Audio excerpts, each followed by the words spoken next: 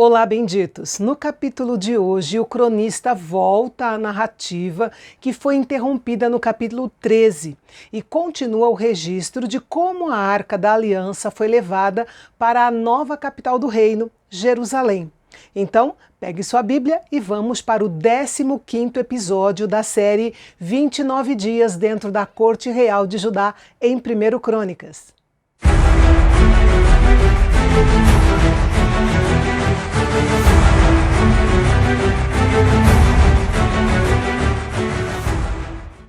Davi construiu suas casas e também preparou uma tenda para a Arca de Deus.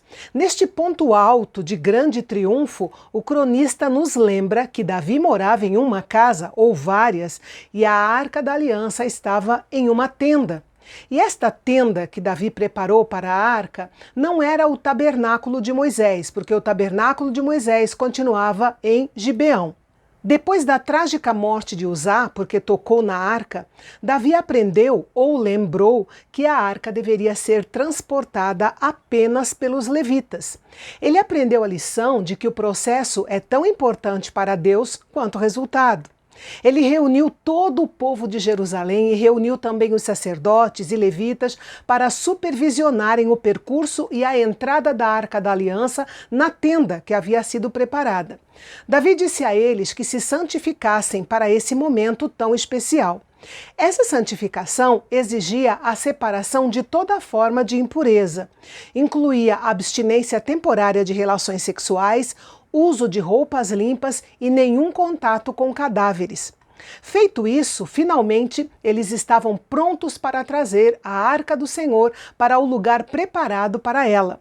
Davi entendeu que não era apenas uma questão de fazer as coisas certas no processo, mas também ter os homens certos e santificados para carregar a arca. O ministério que agrada a Deus é feito da maneira certa por homens santificados para que o resultado final dê certo. Embora entendesse sobre música e canto, Davi permitiu que os líderes dos levitas indicassem alguns dos seus irmãos levitas para serem os cantores durante a cerimônia da arca. Esses cantores deveriam erguer a voz com alegria. Os vários instrumentos musicais eram importantes, mas não mais importante do que as vozes altas, alegres e entusiasmadas dos cantores. Destaque para Obed-Edom, aquele que tinha sido abençoado porque a arca ficou na sua casa. Ele também foi escolhido para estar entre os que cantariam em voz de baixo, tocando harpa.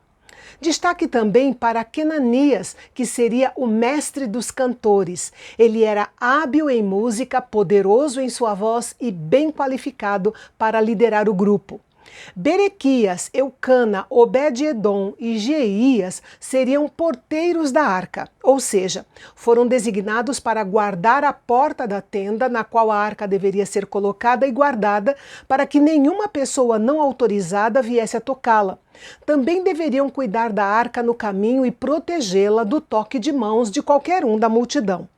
E assim Davi e os líderes de Israel foram com alegria buscar a Arca da Aliança do Senhor na casa de Obed-Edom. Davi estava feliz em ver que quando o povo obedecia a Deus, também era abençoado. O versículo 26 diz que Deus ajudou os levitas que carregaram a arca. Não é que a Arca da Aliança fosse tão pesada que eles precisassem da ajuda divina, não.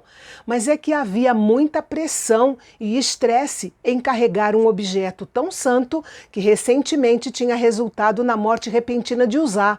Eles precisavam da ajuda de Deus para lidar com a pressão espiritual do seu ministério naquele momento tão singular. Davi seguia o cortejo vestido com um manto de linho.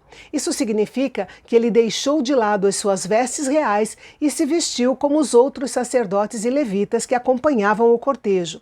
O povo de Israel acompanhou o trajeto da Arca da Aliança com muita alegria, ao som de clarins, trombetas e símbolos, fazendo ressoar harpas e liras. Isso mostra que Davi trouxe a arca para Jerusalém com uma grande produção, maior do que a primeira tentativa. Davi estava tão feliz que dançou para o Senhor em adoração.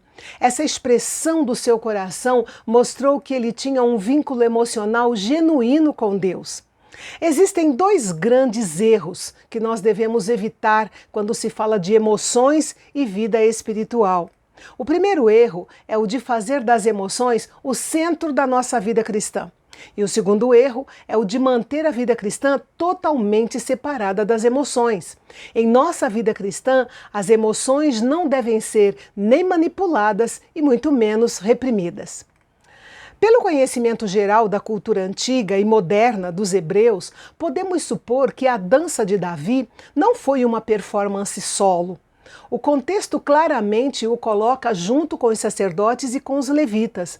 Então, muito provavelmente, ele dançou com passos rítmicos simples junto com outros homens, da mesma maneira que se pode ver homens judeus ortodoxos dançando juntos nos dias de hoje. Outro detalhe importante aqui é que a dança de Davi era apropriada para aquele contexto. Era um grande desfile com uma banda marcial. Se ele fizesse aquilo quando a nação estivesse reunida para o dia da expiação, por exemplo, aí sim estaria totalmente fora de contexto, além de errado.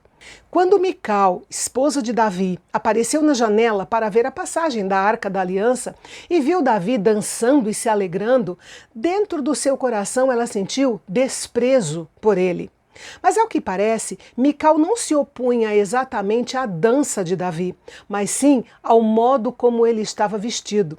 O desfecho dessa história, que acabou ficando tensa e até trágica, você acompanha amanhã aqui no canal Bendito, o nosso canal de Fala Fácil.